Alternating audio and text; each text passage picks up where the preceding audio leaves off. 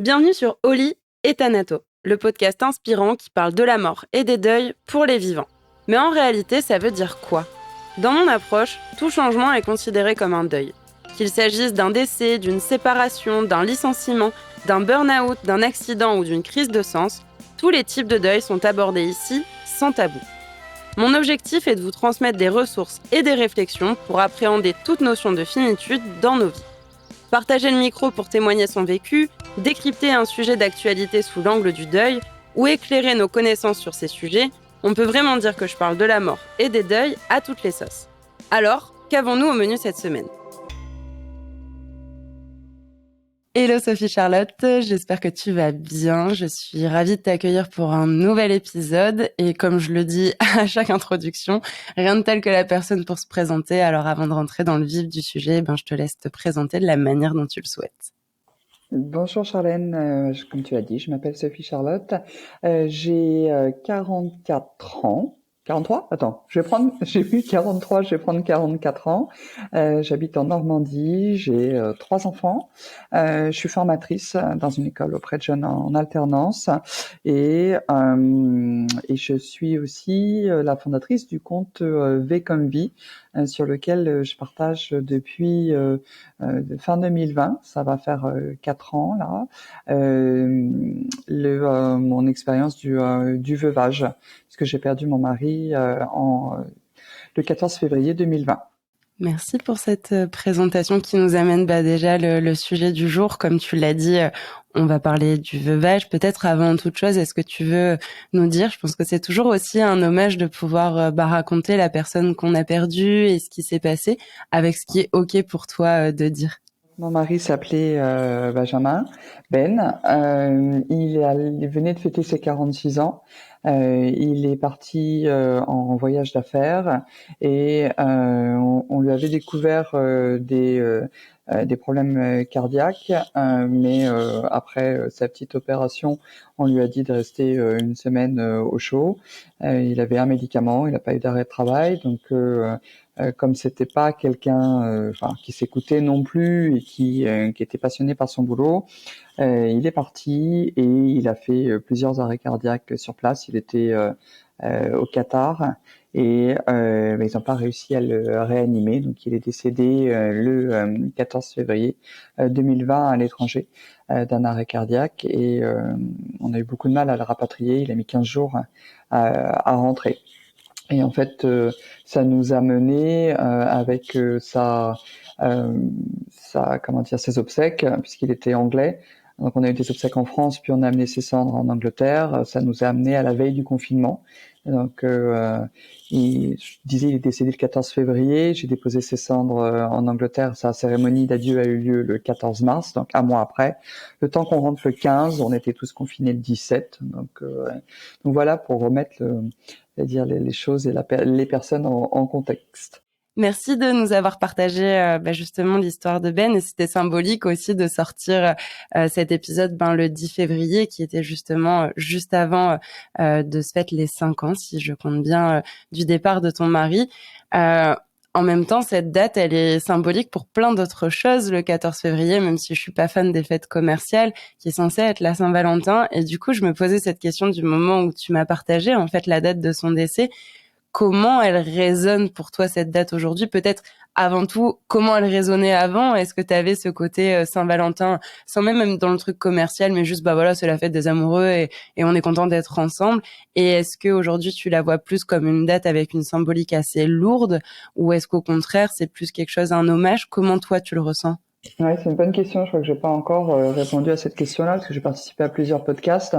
J'ai découvert que Ben était décédé le 14 février puisqu'en fait j'ai appris qu'il avait fait un arrêt cardiaque le 13 au soir et du 20h30 à 4h du matin où j'apprends la nouvelle que c'est la fin. Je réalise pas en fait qu'on est passé le 14 février. Je sais qu'on est dans la nuit.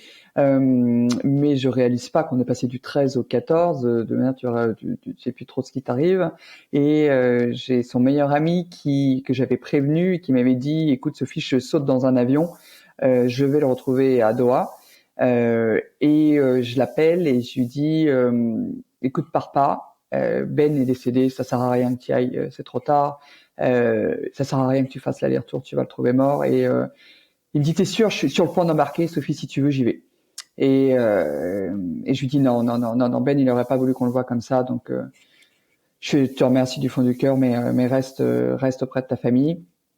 Ah, il me dit le con, mourir un 14 février pour pas te faire de cadeau de Saint-Valentin. Et parce qu'en fait, ils parlaient comme ça entre eux et que c'était une façon, je pense, de mettre un peu de légèreté dans la gravité de la situation. Et à ce moment-là, je me dis, putain, on est le 14 février. Alors, je suis désolée, je suis un peu vulgaire, mais en fait, c'est aussi les sentiments qui parlent. Je, voilà, je comprends à ce moment-là qu'on est le 14 février et que Ben vient de mourir le jour de la Saint-Valentin. Alors, comme tu le disais, hein, je pense que pour beaucoup, de toute manière, à moins qu'on s'appelle Valentin, la Saint-Valentin reste une fête commerciale.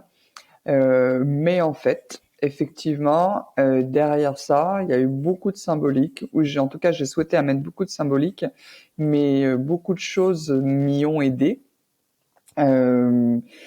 Je sais pas exactement comment ça m'est venu à l'esprit, mais je me suis dit que ça ne pouvait pas devenir une date mémorable pour la mauvaise raison, à savoir avoir la hantise de ce 14 février.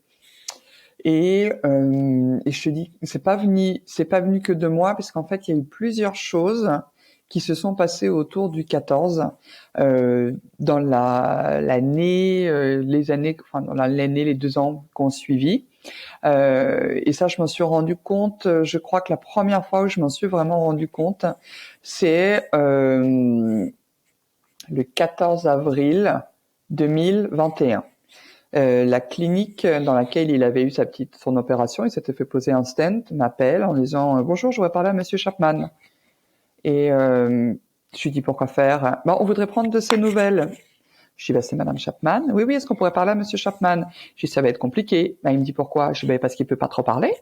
Il me dit mais je ne comprends pas Madame. Je dis mais parce qu'il est mort.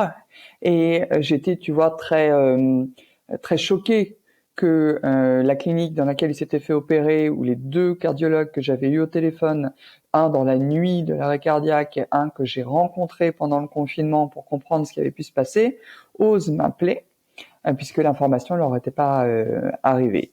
Donc malheureusement la fille s'est fait recevoir, j'étais bien remontée, puisque malheureusement notamment dans le cas du veuvage, les indélicatesses s'enchaînent. Et je partage ça à des amis sur le groupe WhatsApp. Et je lui dis, c'est fou, on est un 14 avril et on me demande de ses nouvelles.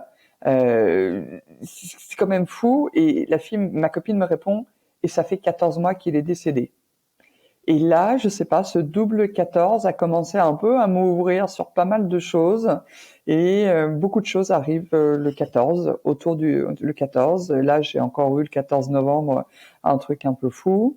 Et du coup, ce 14 est devenu quelque chose de très symbolique, mais autour de Ben et pas autour de son décès.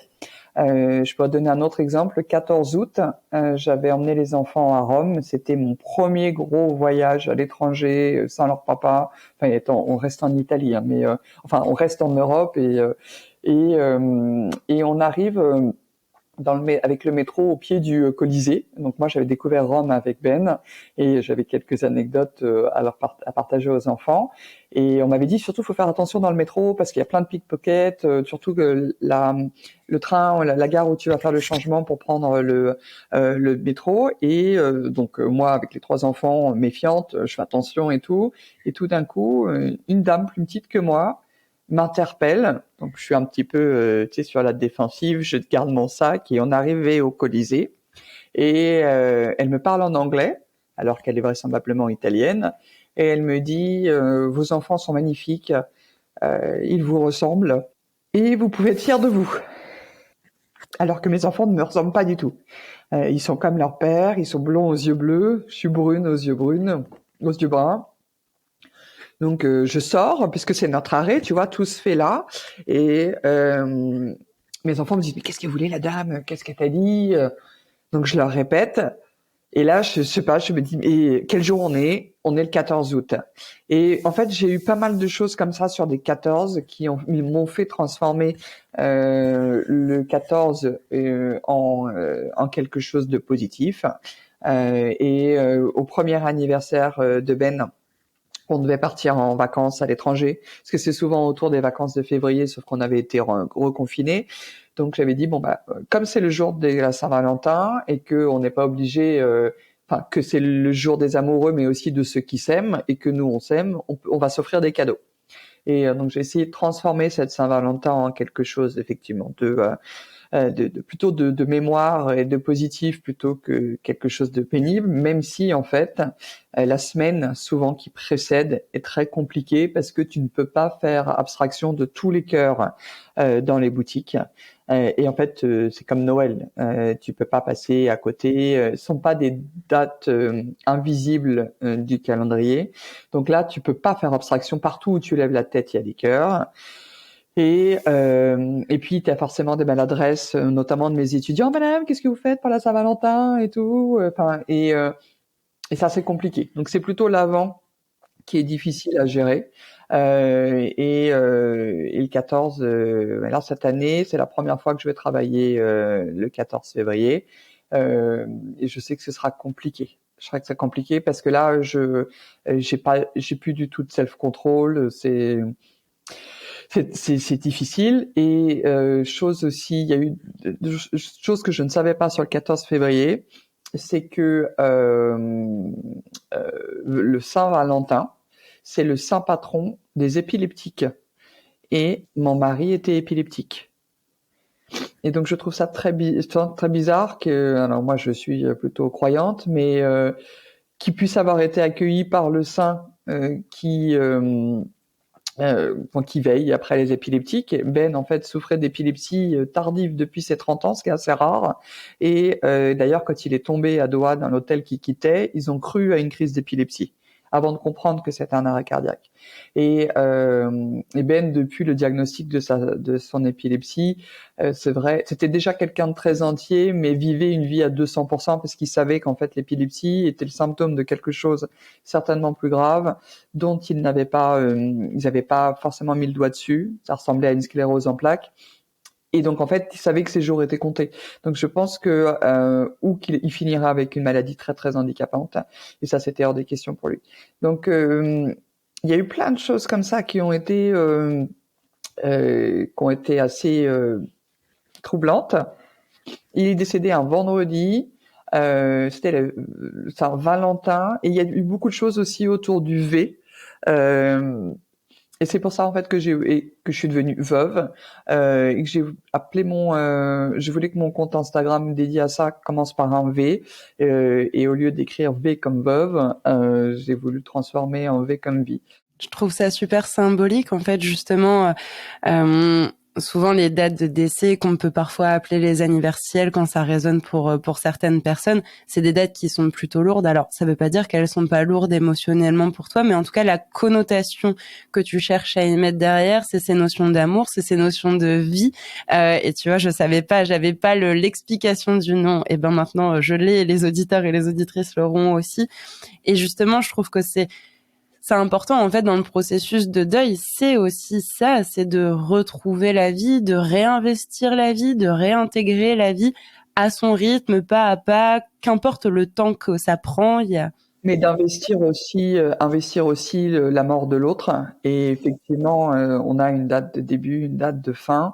Et effectivement, ce travail autour de la date, qu'il était volontaire d'une partie, mais aussi très porté par l'univers, tout ce qui s'est passé autour de ce 14, a aidé beaucoup effectivement. Et je crois que j'étais aussi forte du deuil de mon père, où moi j'ai perdu mon papa d'un cancer de façon assez dramatique j'avais 17 ans. Et rapidement après le décès de Ben, je me suis dit il faut pas du tout que je me laisse consumer par mon deuil, comme je l'ai été pendant 10 ans pour le décès de mon père. Rapidement, je me suis dit il faut pas que je tombe dans ce que j'ai vécu. qui était assez autodestructeur au décès de mon père. Donc moi j'étais pas à mon premier deuil. J'ai perdu mes grands-parents, enfin 3 de mes grands-parents, mais c'est pas la même chose que la personne avec qui tu vis. Tu me fais un très beau lien justement pour cette notion du veuvage qui est vraiment aussi un deuil très particulier et ça permet de rappeler que chaque deuil qu'on va vivre au fur et à mesure de nos vies, qu'importe la personne qu'on perd, chaque deuil sera différent. Et parfois, on se dit ah bah j'ai bien vécu celui-là ou mal vécu celui-là ou vécu celui-ci de manière neutre, qu'importe le vécu qu'on a, bah ce sera pareil sur le suivant. Mais non, en fait, il y a peut-être des ressources qu'on pourra tirer, des choses positives. Ah oui, je me souviens, telle chose m'a aidé et peut-être que ça m'aidera sur un deuil futur. Peut-être que pas du tout, parce que la personne que j'étais hier, il y a 5 mois ou 5 ans, ne sera pas la même personne que je serai dans 5 ans ou dans 10 ans. Et le lien d'attachement avec la personne joue aussi énormément. Et tu parlais juste avant de la Saint-Valentin, du fait des cœurs qu'on peut voir par exemple dans les boutiques, toutes ces symboliques en fait qui vont être attachées à l'amour, où la société te redonne en écho aussi finalement cette perte et cette absence de Ben.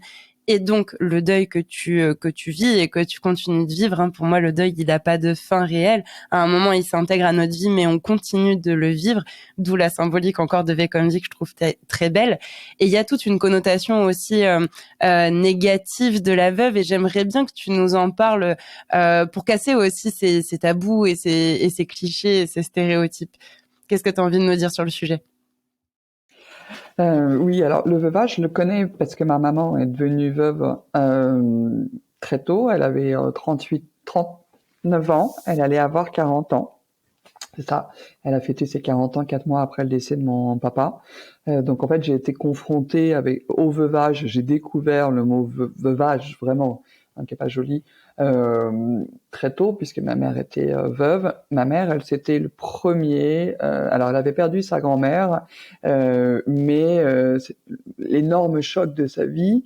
Alors que finalement, pour moi, devenir veuve n'était pas un choc dans le sens où je savais ce que c'était et je l'avais vu faire ou je l'avais vu vivre.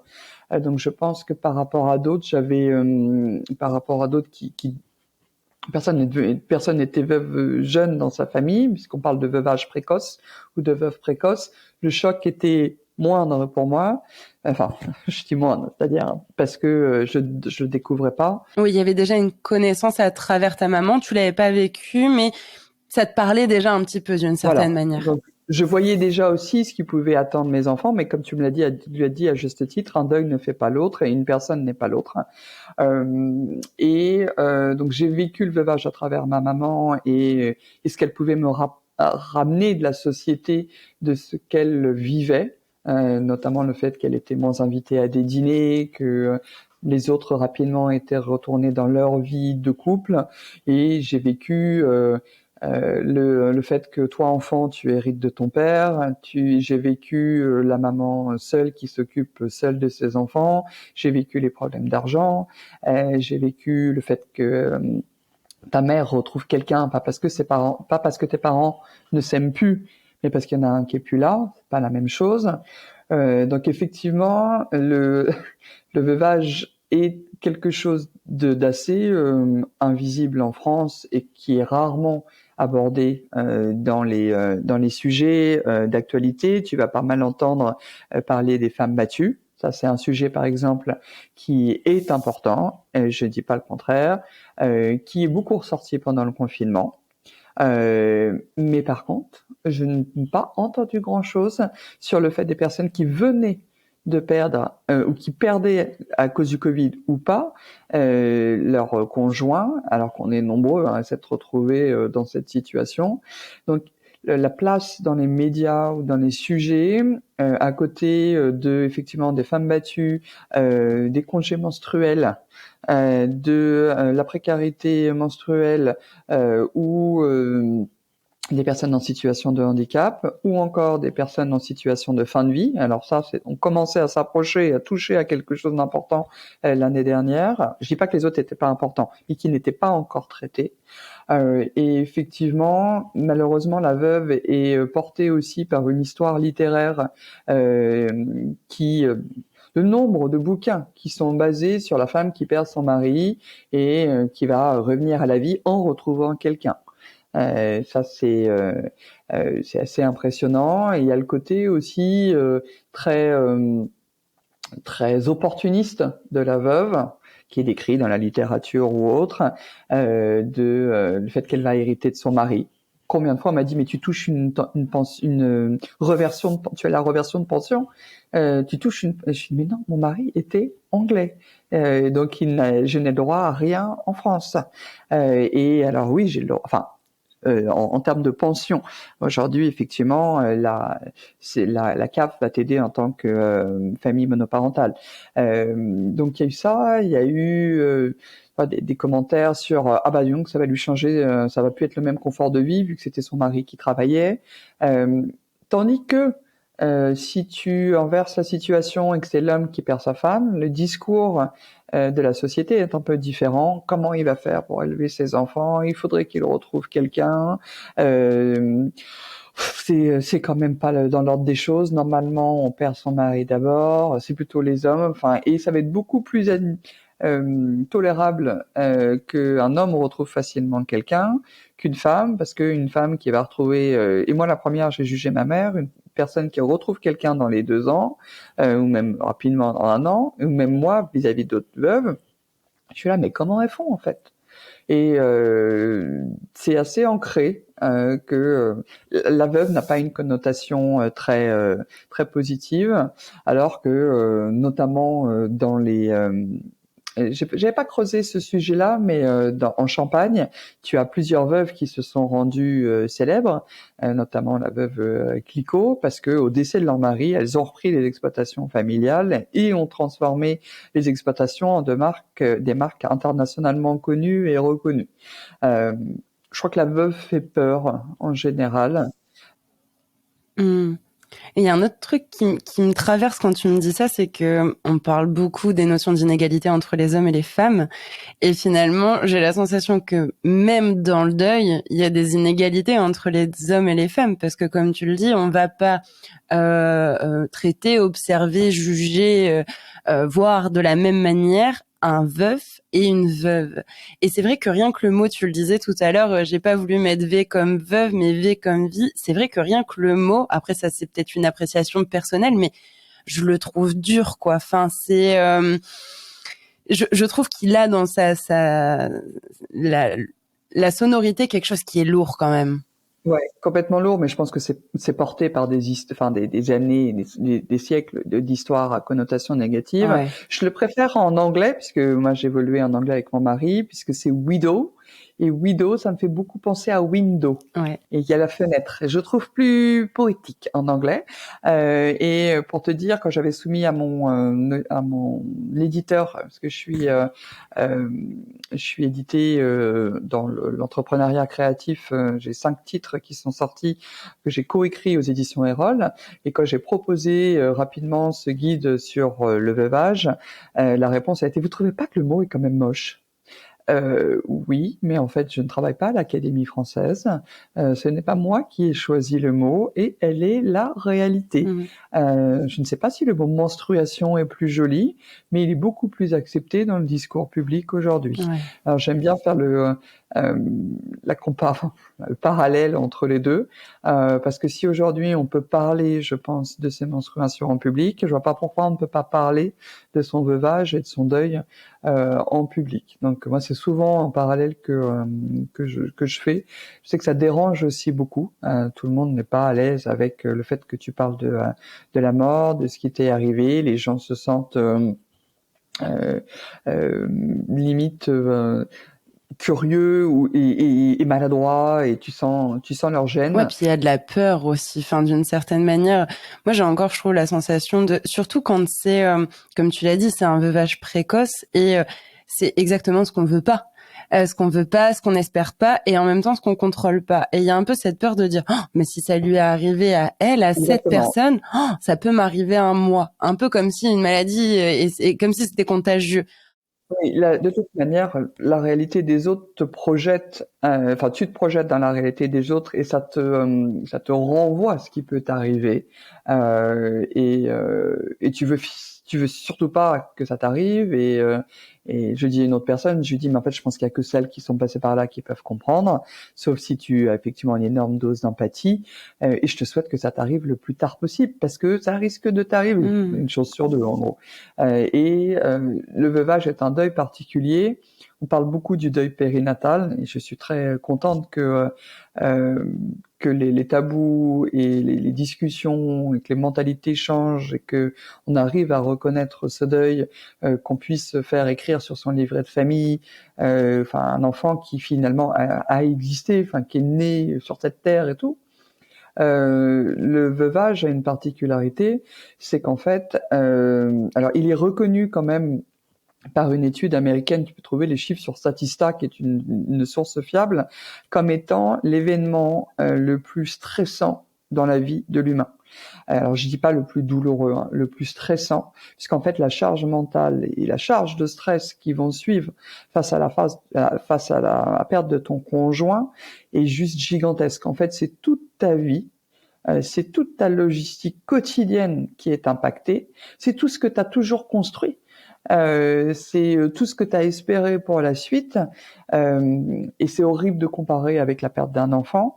Et bien à un moment donné, l'enfant, dans ta logistique quotidienne, va prendre son envol et va avoir son indépendance et son autonomie. Dans le veuvage, la perte directe du conjoint impacte la propriété de ta maison, impacte. Donc aujourd'hui, moi, je ne suis plus propriétaire de ma maison, je la partage avec mes enfants. Ça a des conséquences psychologiques qui sont énormes. Tu n'as plus qu'un seul revenu. Et c'est pas pour autant que tu vas avoir tes congés enfants malades doublés. C'est pas pour autant. Alors moi, j'ai de la chance d'avoir un employeur qui est extrêmement compréhensif, alors qu'en fait, il m'a employé après le décès de mon mari. Alors certes en connaissance de cause, mais il ne connaissait pas mon mari, il ne connaissait pas vraiment avant.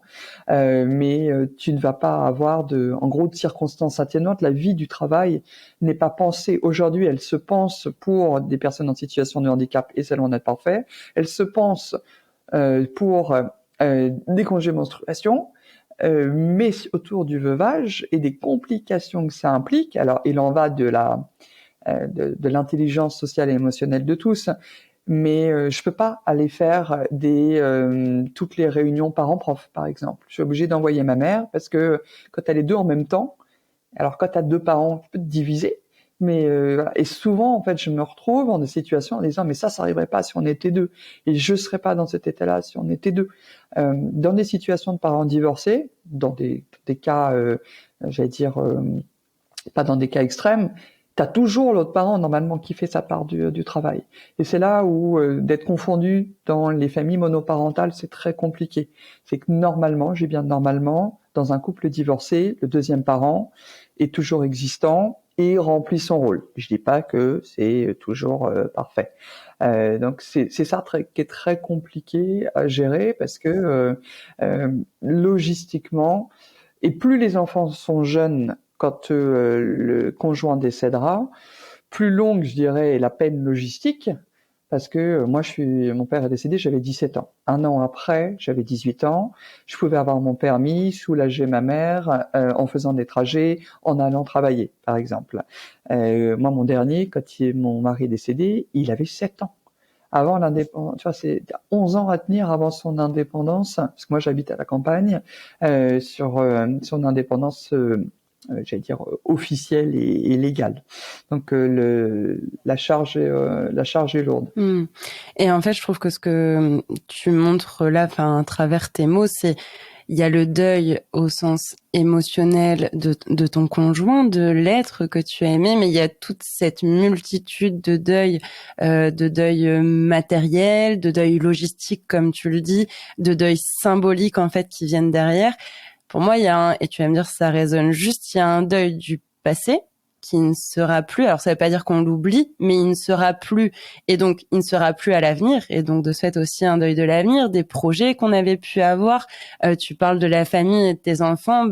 on se projette, je sais pas, on fera ça aux 18 ans de tel petit loup, ou quand ils seront plus là, je sais pas, on fera tel voyage ou tel événement ou telle activité, qu'importe. Mais voilà, en tout cas, des projets, des projections sur l'avenir, et aussi un deuil d'une certaine manière du présent, parce que c'est tout qui se redessine, qui se redéfinit. Tout à l'heure, on disait réinvestir la vie.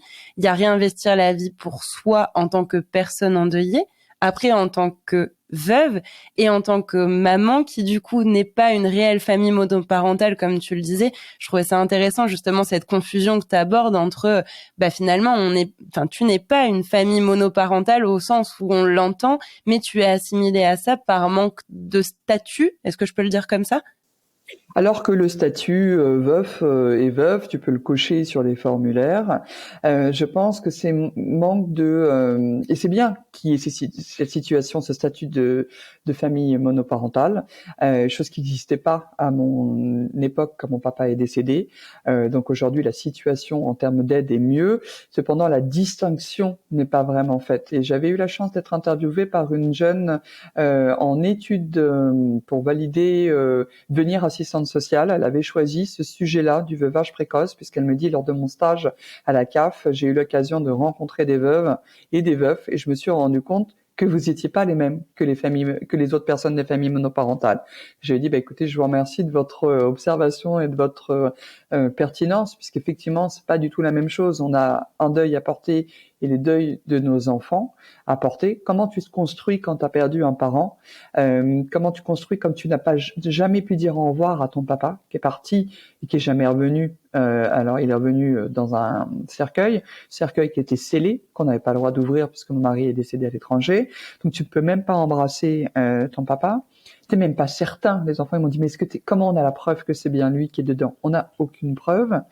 Ils ont le certificat en plus. Enfin, il y a des papiers qui ont été perdus. Enfin, t'as un doute inconscient qui s'installe, qui est très similaire à celui des disparitions en mer ou des crashs d'avion, mais qui sont des traumatismes reconnus et connus. C'est terrible de perdre quelqu'un en mer, de jamais savoir où il est, puisque peut-être qu'il a échoué sur une île, et peut-être qu'il est inconscient, et peut-être qu'il a perdu la mémoire, voilà. Donc il y a effectivement cette une perte des repères et en plus de ce que tu disais sur le deuil de ton présent, qui s'arrête tout d'un coup, tu as un deuil, espèce de deuil sociétal, en tout cas pour moi. Et c'est Fabrice Lucchini qui dit ça, le couple est une personne à part entière. Tu n'es plus couple, tu n'es plus que toi toute seule. Est-ce que tu es encore quelque chose quand ça fait, alors moi ça faisait que 15 ans qu'on était ensemble, tu dois réapprendre ta vie en société en étant que madame, et pas que monsieur et madame. Tu défais tout administrativement et parce qu'il faut le faire et les instances type banque ou autres ne t'aident pas. Non, il reste monsieur et madame, on continue d'appeler monsieur, on continue d'écrire à monsieur. Très compliqué. Monsieur en plus est toujours en premier sur pour les impôts par exemple. Moi j'ai fait des travaux chez moi, je devais déclarer l'agrandissement au niveau des impôts. On a écrit à monsieur. Et c'était sur l'espace de monsieur qu'il fallait faire la démarche. Je dis sauf que monsieur est décédé. Mais mon notaire n'avait pas fait le nécessaire. Donc, t'as ce deuil sociétal que tu dois découdre beaucoup de choses que tu as construit et que tu as perdu malgré toi. Enfin, il y avait aucune volonté l'un comme l'autre de ce qui s'était passé. Même si dans un divorce, il n'y a pas de volonté, personne qui parte et l'autre a voulu qu'il reste, il y en a un au moins qui a la volonté de partir. Ouais, et puis tu le disais même tout à l'heure avec l'hôpital et les cardiologues qui appellent et qui sont pas au courant. Et moi, je trouve que c'est un truc, ça m'a toujours choqué dans l'époque à laquelle on est. Je dis pas, on serait dans les années 1900, etc. Ok. L'information. Voilà, je veux dire, on est des données maintenant, on est des data. Enfin, je veux dire, on rentre tout sur nous et on n'est pas capable de savoir ce genre de choses. C'est arrivé à ma belle-mère et mon beau-père par rapport au décès de leur fille et ça m'avait choqué quand elle m'avait dit ça, et au départ j'ai même cru à une blague ou à une mauvaise blague en me disant mais non, c'est pas possible, on ne peut pas appeler les gens pensant que la personne n'est pas décédée. Enfin, moi je trouve ça honteux en fait à l'époque à laquelle on est, surtout sur des systèmes qui sont, qui émanent de notre gouvernement. En fait, ça reste quand même des institutions qui sont publiques. On devrait normalement avoir une information qui devrait être surtout sur ce type de situation où on sait qu'on va aller appuyer là où ça fait mal, d'avoir une information qui est généralisée en fait sur tous les systèmes où voilà, monsieur est décédé, de le notifier de sorte à ce que ça vienne, je sais pas, annuler tous les par exemple les rendez-vous. Enfin, je trouve ça vraiment choquant en fait à l'époque actuelle. C'est un vrai sujet au niveau de la data puisque j'interviens en marketing digital. Donc effectivement, c'est un sujet qui m'intéresse. Et pour moi, il y a deux raisons. Les systèmes sont pas aussi au point qu'on peut le penser, clairement. Il y a encore des silos. Les services travaillent de façon très cloisonnée et la data, elle est disponible mais elle ne passe pas. Donc ça, je pense que clairement, ça c'est un premier point.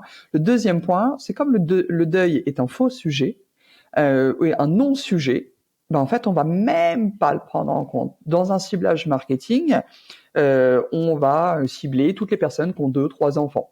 Mais comme les données sont pas forcément à jour, mais je pense que le deuil, même pas, ça leur passe par la tête. Et je vais te donner un exemple très concret, sans les nommer, parce que j'espère qu'ils vont faire bouger les choses de ma mutuelle, qui envoie, tu sais, des emails commerciaux. Et un des derniers emails que j'ai reçu, c'est parce que ça fait déjà un moment qu'il était très porté sur la charge mentale des femmes. Donc j'ai trouvé intéressant parce que effectivement, les femmes s'oublient, sont généralement celles qui prennent rendez-vous pour le mari, pour les enfants et jamais pour elles. Et effectivement, là en ce moment, il y a un sujet qui est sur l'arrêt cardiaque chez les femmes. Comme on sait que c'est plus les hommes qui le font, ben, on sous-estime tout ça. Donc sur ce fond de discours, je reçois cet email qui est: avez-vous déjà pensé à ce qui va arriver si vous perdez votre conjoint? Ou non, c'était: avez-vous déjà pensé à ce qui arrivera à votre conjoint si vous mourrez? Et là, je lis tout. Donc, on est en plein marketing de peur. Alors moi, je me suis entretenu avec eux au niveau de la direction marketing parce que j'ai tellement fait du foin sur LinkedIn que je les ai contactés en disant: mais vous n'avez pas honte aujourd'hui, à l'heure de la data, d'adresser à toutes les veuves de votre base client et d'adhérents ce genre de message? Parce que nous, on ne se pose pas la question. Notre mari est déjà mort. Notre conjoint est déjà mort. Et là, vous me renvoyez à qu'est-ce qui se passe pour mes enfants si moi je meurs? Mais Madame Mutuelle, je ne vous ai pas attendu parce que quand tu as perdu ton mari, souvent derrière, tu prévois tes obsèques, tu prévois ton testament et tout est blindé. Parce que tu sais que ça s'est passé et maintenant tu es le dernier survivant. Qu'est-ce qui se passe pour tes enfants qui sont pas mineurs, qui sont toujours mineurs, qui sont pas majeurs? Et donc j'étais outré, et je crois qu'en parlant, tu vois, je ressors encore de mes gonds. Comment, à l'heure de la data, tu ne peux pas prendre ça en considération? Mais je pense que ce n'est pas qu'une faute de data et d'outils, c'est une faute aussi de volonté, puisque le deuil n'est pas un sujet. Point barre. Et ça, en fait, comme je me suis pas mal documenté sur le sujet, j'ai lu beaucoup de choses, le deuil a été sorti de nos maisons après la Seconde Guerre mondiale. Après la Seconde Guerre mondiale, il fallait plus qu'on parle de mort, il fallait qu'on soit joyeux, il fallait qu'on passe à autre chose, il fallait qu'on change les idées des troupes, enfin de toute la Terre. Et en fait, le deuil n'est jamais revenu.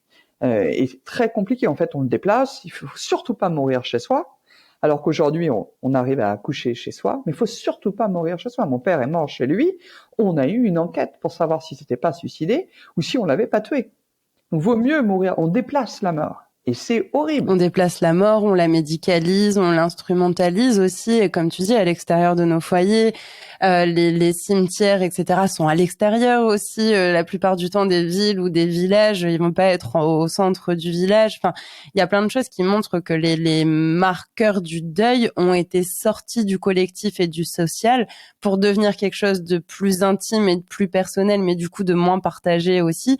Et ce qui fait qu'on n'en parle pas, qu'on en parle peu ou qu'on en parle moins, selon chacun, selon aussi notre ouverture d'ailleurs sur le sujet.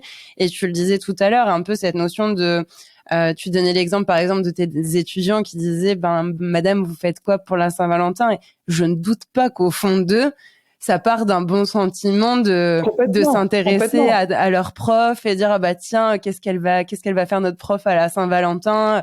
Et puis je les imagine bien avec un petit sourire un petit peu, enfin voilà, plein de bienveillance et d'amour. mais ça montre à quel point on n'imagine même pas que ce genre de choses soit possible. Et d'ailleurs, on n'en parle pas non plus avec nos enfants initialement, quand on se dit que bah non, tout va bien, il n'y a pas besoin d'en parler avec nos enfants, ils sont pas censés vivre ce genre de choses. Il n'y a pas cette logique du mieux vaut prévenir que guérir. Enfin, moi, c'est quelque chose qui me tient à cœur. Je trouve ça plus important d'en parler, quitte à ce que ça n'arrive pas, mais au moins, éventuellement, on est déjà un peu plus préparé. Alors que si on n'en parle pas et que ça nous tombe sur le coin de la tête, ben là, on n'a rien préparé. Le choc est encore plus grand, Ouais, le effectivement. choc, il est énorme. On a zéro ressource et en gros, débrouille-toi là maintenant. Alors que émotionnellement, ben c'est hyper impactant aussi, quoi. Alors quoi, complètement, je me présente plus en 2020-2021. Je crois que je l'ai dit aux étudiants quand j'avais l'occasion. Écoutez, je viens de perdre mon mari, c'est encore très compliqué et donc du coup, mais aujourd'hui non, je vais plus le dire. Mais il m'est arrivé une fois l'année dernière où la jeune travaille dans un restaurant et comme je fais la visite de ces jeunes, de mes jeunes en alternance, je lui dis bah j'ai regardé, enfin vous allez dans un hôtel-restaurant, je voulais venir et en profiter pour découvrir cette table gastronomique. Elle me dit oui, vous vouliez venir pour la Saint-Valentin. Et en fait, c'est pas du tout ça. Je pouvais pas venir parce qu'en fait, il est pas ouvert aux horaires où moi je vais faire aux jours où moi je vais faire la visite. Et en fait, je me suis trouvé mais complètement dépourvue. Et là, impossible de les larmes coulaient toutes seules. La jeune a vu qu'elle avait fait une maladresse qu'elle ne pouvait pas savoir. Donc elle l'a su après, elle s'en est excusée. Mais bien entendu, j'ai dit, écoutez, vous n'y êtes pour rien, vous ne pouvez pas savoir. Et ça, effectivement, on ne pourra jamais empêcher. Et ça fait partie. Et ça sert à rien de les retenir, de retenir ces larmes-là, puisque je pense que c'est de l'honnêteté, c'est de l'authenticité. C'est peut-être aussi pour ça que les étudiants m'apprécient, parce que je reste assez entière, humaine. Mais tout le monde n'a pas la personnalité d'une communicante. Tout le monde n'a pas des personnes qui vont mettre des barrières. Ma belle-sœur n'en parle jamais. Je veux pas lui reprocher. Moi, c'est pas ma façon de faire, mais elle peut pas. Elle peut pas. Je sais que ma sœur, par exemple, c'était pour les 25 ans du décès de mon père, a pris une photo de ses 3 petits assis sur la tombe de mon père. Elle l'a envoyée au cousin et elle trouvait que c'était chouette que la tombe de papa devienne un petit banc et qu'on puisse se prendre une photo. Il y a eu zéro réaction. Genre, c'est carrément glauque la photo qu'elle envoie. Alors qu'en fait, on processe encore notre deuil 25 ans après, parce qu'en fait, nos enfants n'auront jamais eu leur grand-père, n'ont jamais connu leur grand-père. Et nous, on parle, je crois qu'il n'y a pas une journée où je parle pas de mon père, et il y aura jamais une journée où je parlerai pas et même une tante qui disait, mais ta mère parle de ton père encore tous les jours, ça doit pas être facile pour son nouveau conjoint. Sauf que son nouveau conjoint, il a perdu aussi sa femme. Donc, il sait combien c'est important de continuer. Parce que si tu parles pas d'eux, est-ce qu'ils ont vraiment existé? Si plus personne parle d'eux. Moi, c'est aussi pour ça que les témoignages m'aident beaucoup. C'est que parce que je peux parler de Ben. Et quand un étudiant me dit, je suis vraiment désolé de vous avoir rappelé ce mauvais souvenir, parce qu'il m'avait dit, vous en parlerez ce soir avec votre mari. J'ai dit, ça va être difficile, il est mort. Et il m'avait dit, je suis vraiment désolé d'avoir fait cette maladresse et de vous replonger dans ça. Je dis, non, détrompez-vous, vous m'avez donné l'occasion de parler de lui aujourd'hui. Ouais, je suis carrément d'accord. Je sais que tout le monde ne va pas avoir... on est constitué différemment, tout le monde n'aura pas cette façon. Et je l'aurais certainement pas eu au décès de mon père. Je n'étais pas capable de tout ça au décès de mon père. Oui, et puis comme tu dis, déjà, ça dépend de la personnalité, de l'éducation. Et puis si déjà on en parlait plus dans notre société, déjà, ça changerait peut-être les choses. On serait peut-être un petit peu plus sensible, qu'importe nos personnalités, à pouvoir se dire, ok, c'est un sujet qui existe. Tu disais tout à l'heure, le deuil est un non-sujet.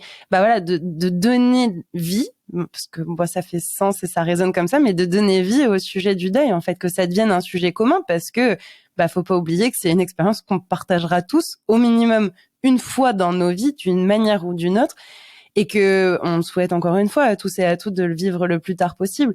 Mais je serais curieuse de trouver une personne qui aura vécu sa vie sans connaître un seul deuil. Je suis pas convaincue que ça existe sur notre, que ce soit en France ou même sur notre planète. Donc, ça reste quand même une expérience qui est universelle et dont on parle pas. Alors que, on parle de la naissance. Et ok, parce que la naissance, c'est beau. Mais alors, je vais pas dire qu'on va pouvoir rendre la mort belle, c'est pas ce que je veux dire. Mais en tout cas, de la rendre réelle, parce qu'elle est réelle. Et je pense qu'on peut en faire quelque chose de différent. Exactement. Par rapport à... Voilà, moi, c'était ma volonté, parce que j'ai énormément souffert au décès de mon papa, que j'étais énormément fermée, que il y avait rien qui existait. C'était anormal de perdre un. Parce qu'effectivement, la confrontation au deuil est différente, je pense, selon l'âge que tu as, ta maturité. Là, j'ai une collègue qui vient de perdre son papa, qui avait 85 ans. Elle me dit bien entendu, enfin, c'est dans l'ordre des choses. Mais je lui dis de toute manière, à tout âge, ça fait mal de perdre un parent, parce que ça restera ton père à tout âge. Donc forcément, alors j'envie ceux qui le connaîtront le plus tard possible, parce qu'ils auront eu le plus de temps possible avec eux. J'en parlais avec mes voisins hier, elle me dit, est-ce que ça te rend insensible? Est-ce que tu as perdu ton empathie? Je dis oui, des fois, parce que je calcule ton père a 85 ans, 45 ans de plus que le mien quand il est décédé, tu as eu 45 ans de plus. Apprécie ces 45 ans de plus, mais tu peux pas demander à quelqu'un ça alors que lui il a jamais, il a pas vécu cette perte. Et moi je calcule beaucoup comme ça. À partir de 40 ans pour moi c'est du rab. Et je suis déjà dans le rab de ce que je pensais faire. Tu vois, parce que moi dans ma vie, ça s'est ancré qu'on mourrait à 40 ans. Tu vois, et c'est ça où forcément la réalité elle est biaisée.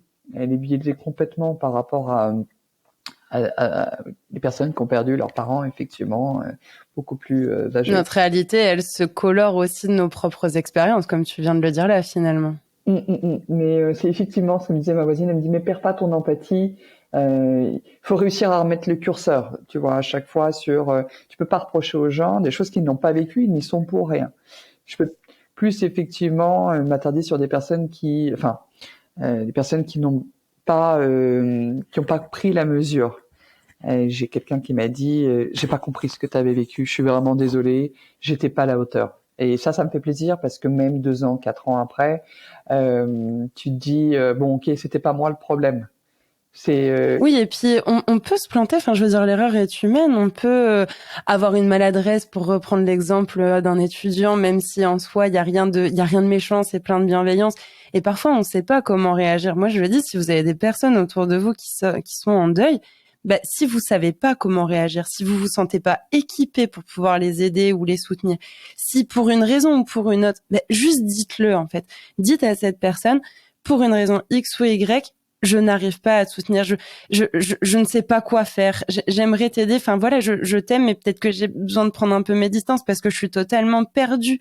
Et on revient à ce que tu disais, on n'est pas éduqué pour ça, donc on n'est pas équipé.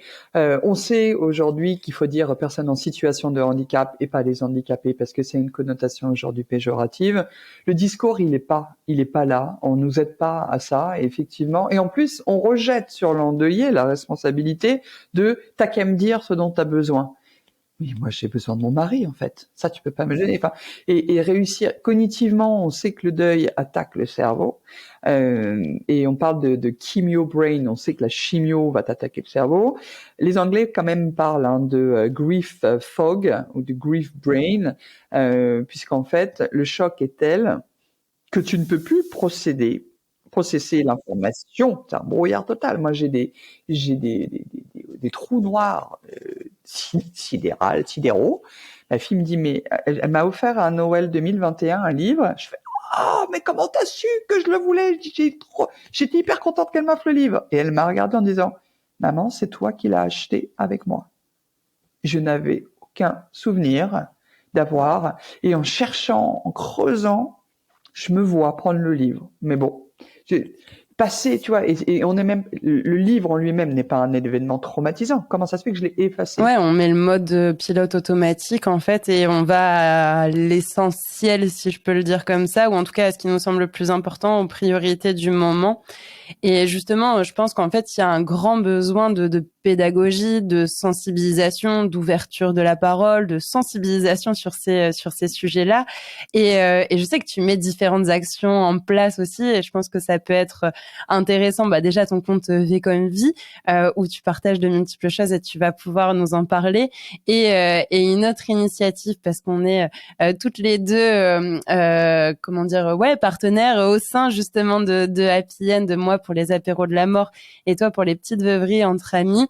Et j'aimerais bien justement pour conclure cet épisode que tu nous en parles, d'avoir ces notions un peu de ressources, de se dire ok, il y a tout ce constat qu'on a pu faire de oui, c'est pas parfait. Il y a encore des choses qui peuvent changer, qui peuvent évoluer, même s'il y a des choses qui sont mieux qu'avant. Tu as pu nous en donner quelques termes avec ce que tu as pu voir et observer de ta maman et du veuvage de ta maman et de ta propre expérience de veuvage. Mais il y a encore des choses à faire. Alors du coup, qu'est-ce qu'on peut faire pour ça? Et finalement, ces espaces sont aussi alors, ils n'ont pas pour but de changer les choses, mais ils sont des ouvertures pour pouvoir en parler et pour pouvoir remettre de la vie dans la mort, finalement. Ce sont des ressources. Je suis persuadée, ça je l'ai compris à travers la psychothérapie que j'ai vécu après le décès de mon papa, que la communication est la clé de beaucoup de choses. Si tu fais un peu de philo, on le comprend, hein, que Freud notamment l'a mis en avant, que c'est la parole est libératrice. Donc moi j'étais persuadée qu'effectivement il faut communiquer. Et puis je me suis aussi inspirée. Moi j'ai beaucoup souffert du dos en 2018 notamment, et on te répondait le meilleur médicament c'est le mouvement. Le meilleur médicament, c'est le mouvement. Le meilleur traitement, c'est le mouvement. Donc, je suis persuadée, effectivement, que l'action est aussi une solution. Et quand je dis action, c'est plein de petites choses qu'on peut mettre en place soi-même. Donc, il faut que ça vienne de soi, effectivement. Mais tu vois, moi, j'étais pas du tout persuadée que le mouvement était le meilleur des traitements pour mon dos, tellement j'avais mal. Mais j'ai continué à avancer vraiment, et on me regardait à dire, mais qu'est-ce que tu dois souffrir? Je dis, oui, mais j'avance. Il faut surtout pas rester en position immobile. Et donc, je me suis inspirée de ça pour me dire, je pense que même s'il y a des moments où t'es écroulé, il y a même des moments où te laver les dents, c'est trop compliqué, tu dis que tu n'y arriveras pas, une petite action qui est peut-être juste d'appeler quelqu'un dans la journée, que ce soit administrativement ou un copain, une chose peut t'aider. Et je suis persuadée du pouvoir des mains dans la guérison. Tu as plusieurs études aussi qui le prouvent, qui ont aidé, le tricot a aidé les grands blessés de guerre après la Première Guerre mondiale. On sait que l'art-thérapie est quelque chose qui fonctionne. Donc le pouvoir des mains est important. Et c'est pour ça que j'ai mis en place différentes... je me suis lancé effectivement dans l'animation de groupes de parole, je reviendrai dessus, et sur la mise en place ou la création de petites ressources qui ne payent pas de mine, qui sont imprimables depuis mon site. Et il faudra que je remette mon lien, normalement devrait être mis dans ma bio. Et ce sera dans la description de l'épisode aussi. Voilà, vers des ressources que tu imprimes, du type cahier de vacances pour endeuiller, des types projets créatifs pour endeuiller, qui te donnent des pistes, qui peuvent te donner des idées, c'est pas grand-chose. Là, tu vois, par exemple, c'est vrai que le côté créatif dont je suis issu à travers les bouquins que j'ai écrits chez Erol m'a pas mal inspiré. Que ce soit la photo, que ce soit le collage ou des choses comme ça m'a pas mal inspiré. Et donc, persuadé que l'action fait partie pas des solutions, mais des choses qui vont t'aider après dans ton deuil, et la parole. Et c'est là où effectivement Happy End m'a proposé d'animer des apéros de la mort et en présentiel sur Rouen. Et moi je lui ai dit que j'étais pas trop chaude. En plus on était encore en post-Covid pour du présentiel, mais qu'en distanciel pour les veuves, je me trouverais plus légitime et ce serait plus mon sujet. Et elle m'a dit, écoute, Sarah m'a dit, dès que t'es prête, on lance ça. Il nous faut juste un nom. Et c'est comme ça qu'un jour, le nom des petites veuveries est né, que je co-anime depuis avec Caroline, qui elle a fondé la plateforme Ressort, qui est justement une plateforme de rencontre entre endeuillés, parce qu'en fait on croit énormément au pouvoir des rencontres entre pairs, et que tu sais que tu ne seras pas jugé par une veuve qui a vécu la même chose que toi, que si tu as perdu un ami, ton frère d'un suicide, eh bien, rencontrer quelqu'un qui a perdu son frère ou sa sœur d'un suicide, tu dis, cette personne-là, elle comprend. T'as perdu un enfant dans un accident de voiture, rencontrer une autre personne. Voilà, et de toute manière, dans la vie, nos amitiés se lient avec des personnes où on a des choses en commun. Donc, pourquoi est-ce que cette chose en commun, ce serait pas la perte d'un être cher aussi? Tout à fait. Et du coup, sur les deux personnes que tu as pu mentionner, je remettrai les épisodes qu'on a pu enregistrer, que ce soit avec Sarah sur les apéros de la mort, si vous voulez avoir plus d'informations justement sur ces différentes initiatives que Sarah Dumont et que Happy End ou Happy End Lasso mettent en place finalement pour justement mettre en fait de la parole, du lien, du discours. Caroline avec Tiffany aussi sur Ressort, je mettrai l'épisode. Et il y a un truc, tu parlais de l'aspect on va dire, créatif, artistique, enfin en tout cas ce qui est en contact avec les mains, cette notion de mouvement pour ne pas rester immobile. Et je suis tout à fait d'accord avec toi et du coup j'avais envie de faire un partage qui est un peu plus personnel mais qui je pense va résonner peut-être d'une certaine manière pour toi. Quand mon père s'est suicidé, j'avais une grande passion avec lui, c'était les bijoux, mais à la base les acheter, pas les créer. Et je me suis mise à créer des bijoux en argent. J'avais lancé ma propre entreprise et maintenant je dis que ça a été un peu ma bijouthérapie parce que en fait j'ai aussi imprimé dans la matière ce que j'avais envie d'imprimer, enfin de créer. Je crée des bijoux en argent principalement avec des pointes d'or et ça me fait écho à une collection que j'avais appelée la collection Faille où justement c'était toutes les traces que justement la vie nous laisse et qu'on a tous en soi des failles, on a tous en soi des cicatrices, mais que ces cicatrices, la plupart du temps, on veut les cacher parce qu'elles sont pas belles et qu'au final, elles peuvent aussi être belles ou en tout cas, on peut les rendre plus douces. Quand je disais tout à l'heure, on rendra pas la mort belle, mais on peut la rendre plus douce, on peut la rendre peut-être plus sereine, plus apprivoisée et d'apprivoiser ces cicatrices plutôt que de les mettre de côté. Donc voilà, c'était un témoignage personnel pour dire que, alors peut-être que ça parlera pas aux gens, mais d'avoir votre propre ressource. Et si c'est pas celle-ci, il y en a plein d'autres et je doute pas que vous arriverez à trouver vos ressources. Donc voilà, je trouvais que c'était pertinent et je voulais surtout te remercier Sophie Charlotte d'avoir pu enregistrer cet épisode avec moi, d'avoir parlé de Ben, d'avoir parlé d'Happy End, d'avoir parlé de ton expérience personnelle aussi. On retrouvera tous les liens en description que tu me donneras et que tu souhaites voir dans la description de l'épisode. Et puis du coup, est-ce que pour conclure, tu as un dernier message, un point sur lequel tu aimerais insister, quelque chose que tu voudrais rajouter? Merci Charlène de m'avoir donné effectivement la possibilité de m'exprimer. J'ai envie quand même de souhaiter une bonne Saint-Valentin à tout le monde, quel que soit effectivement ce qu'elle représente, qu'on soit seul ou pas. Je pense que c'est ce qu'on fait de ce qui nous arrive qui comptera à la fin. Je dirais faisons-en la fête de l'amour, que ce soit la fête des amoureux, la fête de la famille, la fête de qu'importe, mais la fête de l'amour avec un grand A et aussi de l'amour de soi. Ça marche aussi. Exactement. Merci beaucoup à toi voilà. Et puis je te dis à très vite. En parlant de ces sujets, nous leur faisons une place dans nos sociétés et c'est ainsi que les tabous peuvent se lever. Je suis vraiment convaincue qu'il est possible de développer notre résilience face à la finitude et au deuil de nos vies. Si vous voulez soutenir mon travail, vous pouvez vous abonner et noter le podcast sur votre plateforme d'écoute. N'hésitez pas aussi à le partager autour de vous et sur vos réseaux. Merci pour votre soutien et sachez que vous pouvez même faire un don. Si vous traversez un deuil et que vous souhaitez être soutenu sur ce chemin, réservez votre séance découverte pour me poser toutes vos questions et connaître ma philosophie d'accompagnement. Mais d'ailleurs, que voulez-vous au menu dans les prochains épisodes ?